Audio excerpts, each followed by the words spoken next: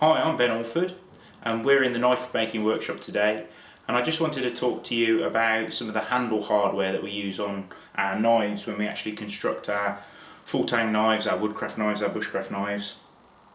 We use various methods of handle hardware, mostly Loveless bolts, which we'll explain in a bit, and also Corby bolts. Now, often we get asked what's the difference, what's the pros and cons of either method, so we thought it would be good to just show you what we use, and we've mocked up some sort of handle scales so that you actually see inside the knife, so hopefully that will explain it a little bit easier.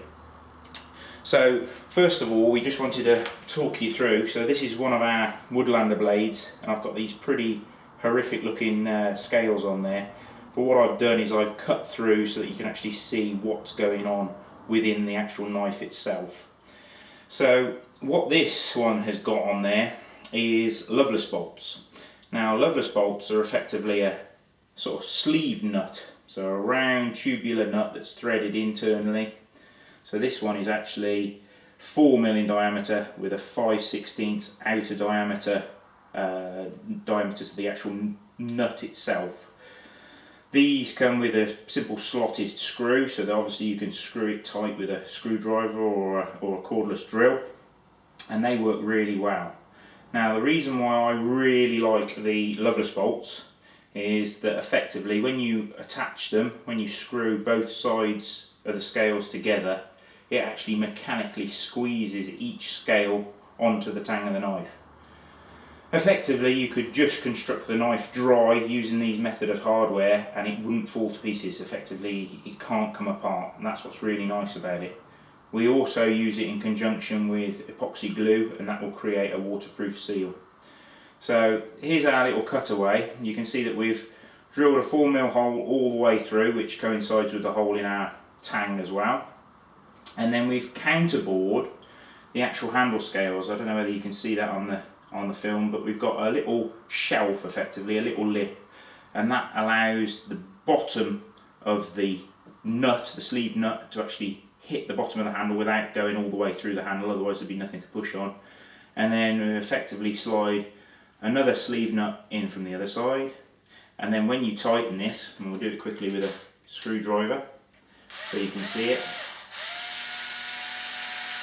that will actually go through the tang and into the other nut, and that will pull that all nice and tight together.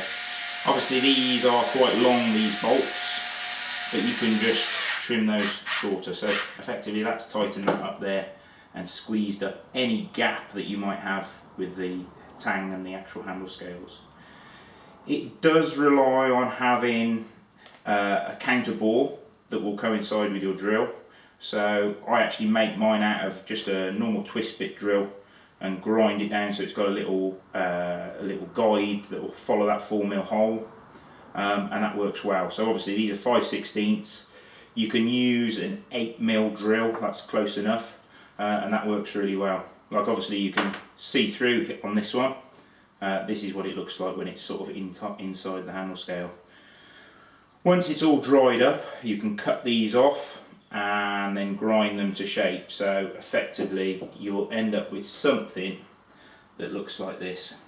So this is on one of our trapper knives. These are actually 1/4 inch, so slightly smaller, and I don't know whether you can see it on the film, but you end up with effectively like a little eye. So you end up with the outer diameter and then obviously the inner diameter of the bolt showing through. Personally, I quite like that look.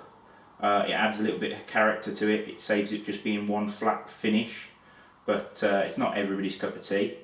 So obviously that's the Loveless bolts. So then we want to talk to you about the next alternative, which is still a mechanical fit, which is really good, and that is a Corby bolt. So a Corby bolt works pretty much the same principle. You've got this main tube which obviously slides through the handle material again. But the main difference is the thread is internal. So effectively it's all hidden. And when you put that together with a bit of epoxy again, that will glue that thread in there, and it's incredibly strong. Like if you break one of these, or you're trying to take a handle off a knife and it's got either Corby's or Loveless bolts, you're gonna have a game. You know, it's a real difficult job to get them off. You actually have to drill it apart. Now, the only disadvantage of over Corby's versus Loveless bolts is you have to be a bit more accurate with the counterbore depth with the Corby bolts, because effectively when that comes up against the end of our main shaft of our Corby bolt, that determines when that effectively becomes tight. So you may have to tweak the depth of your counterbore on the actual handle scales, or you might have to actually trim down the length of your shaft of your Corby bolt. The Loveless bolts, as you can see, any excess effectively just travels through the other side of the actual knife scale, and you can trim that off afterwards. So pros and cons of the two. I'll just show you on this one. This is a finished trapper knife, and this has got Corby bolts on it, and you can see it's a dead smooth flat finish. There's no eye, effectively no gap or tiny little fissure that any kind of dirt or debris can sit in there. So often people that like a hunting knife, or they're going to get it really dirty, or they know it's going to get really wet, then effectively the Corby bolt is a smoother finish, so it should be a slightly better option. So that's the two sort of options that you've got, Corby's and Loveless bolts. Obviously you've got other options. You've got things called Mosaic Pins, which are very decorative, but they only rely on it passing through the handle material and obviously adhesion. You haven't got that mechanical fit like you have with either a Loveless or a Corby bolt.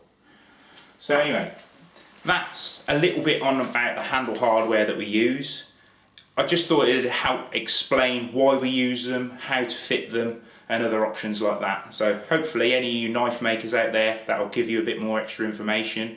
And for anybody that's trying to choose a knife and want the best option for them, hopefully that'll be helpful.